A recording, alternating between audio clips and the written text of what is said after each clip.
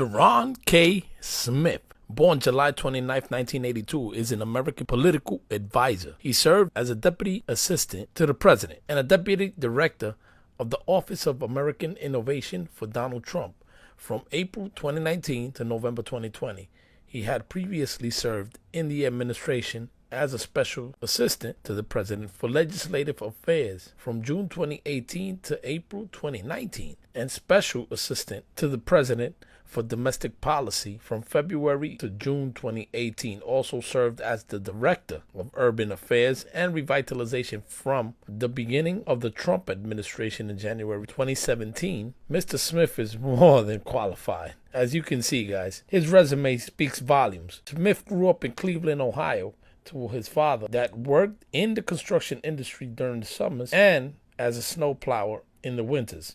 After coming back into his life due to drug addictions, his mom was also a hard worker, clerk at a local gas station. This didn't stop Smith. He attended St. Peter's Channel High School in Bedford, Ohio. Won a football scholarship. He was recruited to play football by John Carroll University. Instead, attended Howard University, where he studied finance and economics. Later on, Smith earned a Master's of Divinity from the Howard University Divinity School. While in college, Smith worked as an intern for Congressman J.C. Watt, also for South Carolina Congressman, Senator Tim Scott, and then U.S. Representative and Vice President Mike Pence.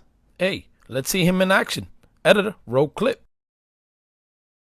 Hello. My name is Jerron Smith. 20 years ago, I moved to Washington, D.C. to attend Howard University. I was at a crossroads, just like America is today. I grew up on Strand Hill Road in Cleveland, a blue-collar street in a blue-collar city. When the media talks about forgotten places or working-class people who are overlooked and struggling hard, there's usually some stock photo of people who don't look like me.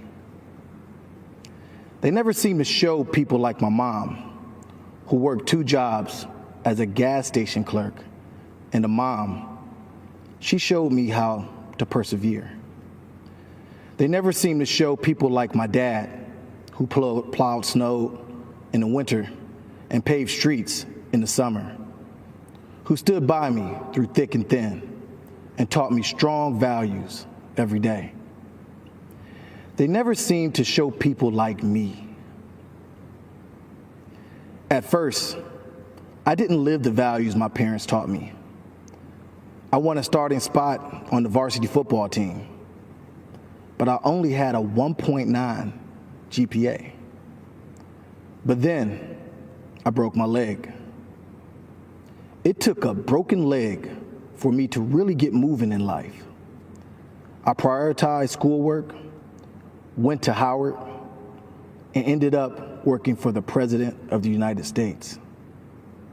I loved Hulk Hogan because he was like a fighter, and I loved his theme song. You know what I'm saying? I am a real American, fight for what's right for every man. I am a real American. Anyway, that was me. You know, and so I'd be fighting a battle, and then all of a sudden I started going and getting like energized and empowered, you know what I'm saying? And that's what I felt like in my community, because, you know, I got persecuted a lot for going to a Catholic school. This is why I fought all the time, because people said I spoke really good English and I sound like a white boy, right? How many times you get that stuff? You sound like a white boy, right? And so I felt like I had to defend myself and win some street cred. But then I also realized that, you know, it's a way of fighting without fighting, like Bruce Lee, you know. And so always got in trouble in school. Up until my 9th grade year, you know, I got into a car accident. My 10th grade year, I got into a car accident, and I broke my leg playing football, all in the same year. You know, and I was an amazing football player. And that made me realize I needed to kind of get an education and focus. And it was around that time that I discovered conservatism, individualism. I had studied the Transcendentalists when I was in high school.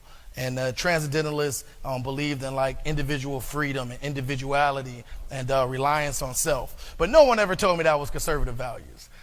So growing up, I moved to DC because I was just like, since I'm not on the football field, I want to be empowered to kind of fight for my community. And Pastor Mark Barnes said it right. You guys are all fighters out there for your community. And I wanted to do the same thing when I left Cleveland, Ohio, because coming from the forgotten communities, I felt like it was no one out there actually fighting for us. I used to ask my dad all the time. I was like, Dad, how come we don't have like a Martin Luther King or anything like that? Because, I wasn't believing in Al Sharpton or Jesse Jackson. There just was no connectivity there. And so he said, like, look, all the leaders left, and so you just need to go out there and get the bag, make the money, and take care of yourself and don't worry about yourself. But I had deep empathy for my community because I've seen so many of the people I grew up with end up in the system, either going to jail or struggling with drugs or struggling with alcohol, just all different types of problems. And I've seen it come over all over my life, even in my family. And so when I came to Washington, I didn't really know what was going to happen in Washington. I never even visited Howard University. But I'm like, I want to go to a black school, and I want to just learn about myself and my people, right? So I go to Howard University, and it was an election year. It was Bush versus Gore. And, of course, I voted for Al Gore because I thought I was a Democrat at the time. And Al Gore, of course, came to Howard University, and he preached like a whole sermon in front of our audience. And I was like, that's Al Gore, preaching? And it was kind of funny to me. I was just like, that didn't even sound right. And then somebody joked, was like, all you think he didn't do was serve some chicken after that sermon. And I was like, oh, damn. But I still voted for the guy, even though I felt like he was kind of playing me a little bit by coming to the community and talking that way. And so, anyway, he ended up losing his own state. And that just like blew the tops off my head at 19. I was just like, how does this guy lose his own state? Like, you spend the whole time representing the state as a senator, and then you run for president, and you would think everybody in that state would vote for their person that's like closest to the office. But he lost that joint. And I'm like, geez. So I was like, man, let me kind of learn things for myself. Because at the end of the day, I wanted to be able to fight for our people. And so I got an internship with Congressman J.C. Watts' office, and I spent the whole summer studying the Census Bureau's census tracts on poverty and, how the nation flipped Republican or Democrat. And what I had learned was, regardless if it was a Republican or a Democrat in office, people weren't doing shit for my community.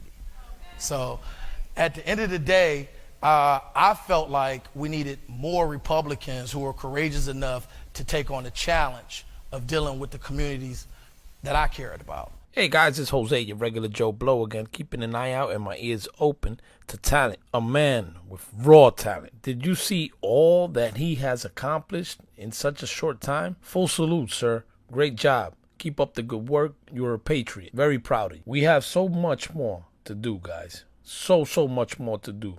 He just put me on my toes, man. Keeps me on the edge. I love researching. I'll continue to bring you the unpopulars that are actually doing. There is so much work to do. There's no time to stop. So let's continue. Guys, thank you for the support and for sticking with me to the end. Stay tuned. More on the way. Stay free.